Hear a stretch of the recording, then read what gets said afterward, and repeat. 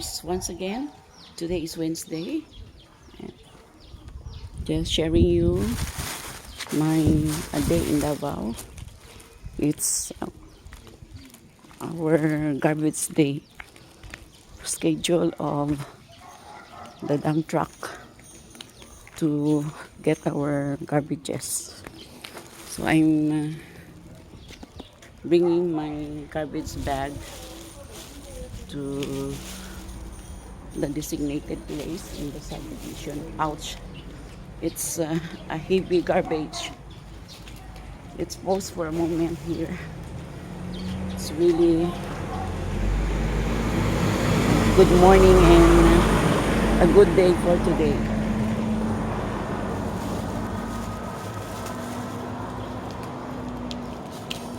This is one of the best practices here in Davao, observing the totality of cleanliness here in the subdivision.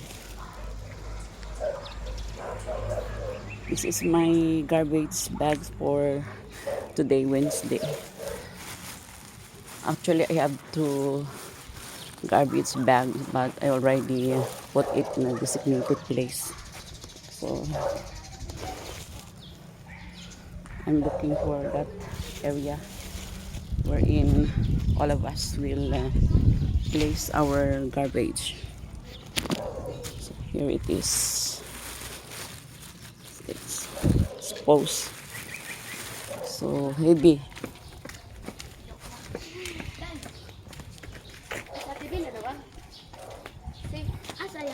So finally, here are the garbage for today, weekly. We are putting it on this place. This is mine and another one.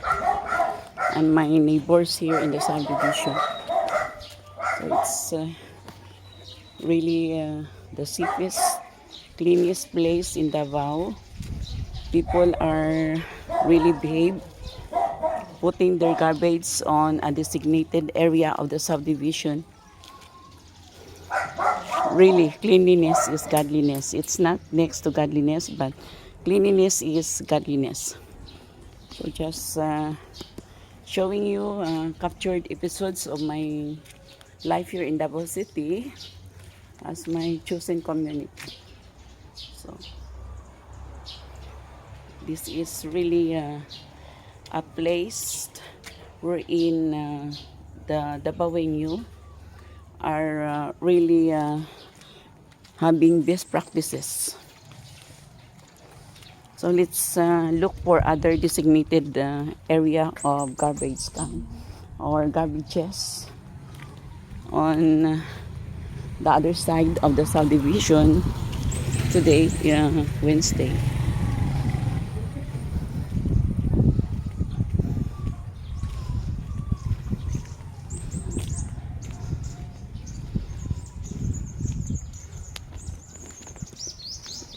I love garbage day in as much as it's also my time wherein I can have my walking exercises for the day.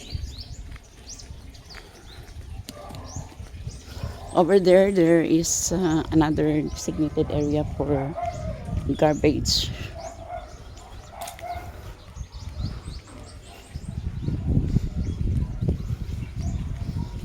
Let's go. Yes, there it is, ready for the pickup of the garbage truck before 8 o'clock. So they are packed in garbage bags, and if you have leaves and other, you are going to see to it that it is really tied in order with orderliness.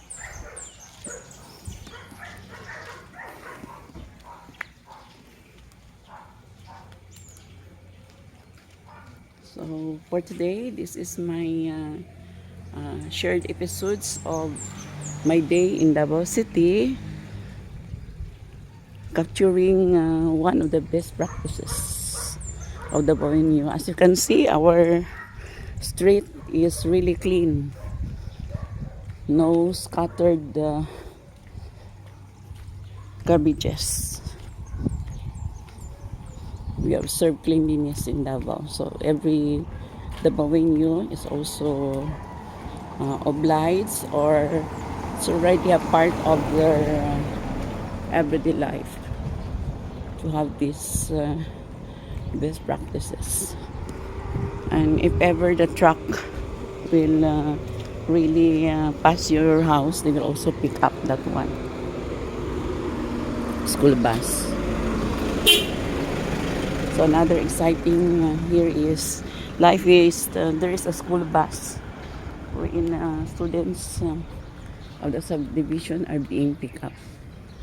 So I would like to show you again another designated area of the subdivision of our garbage bags, and also cut grasses, cut plants are also allowed to be disposed and be picked up by the garbage truck every Wednesday. So again, this is my featured of my Davao life. Life is here in Davao City of the retired teacher, and it's really an exciting life here, challenging with all the basic services, school bus, the dump truck, everything being provided here. So the Davaoeños are known for disciplined people and advocating cleanliness. Mabuhay, magandang buhay, mabuting tao, magandang buhay. This is a day in the life of the retired teacher, sharing you to my kamabuhay and kamabuhayers. Thank you, kamabuhay and kamabuhayers. Live and alive here in Residencia del Rio Subdivision, Davao City. Until my next vlog, signing off, your Ma'am Darna, Ma'am Selfie Queen, blogger of the century, teacher being retired teacher, Erlinda being Basilio Rindon. Signing off. Thank you, kamabuhay and kamabuhayers.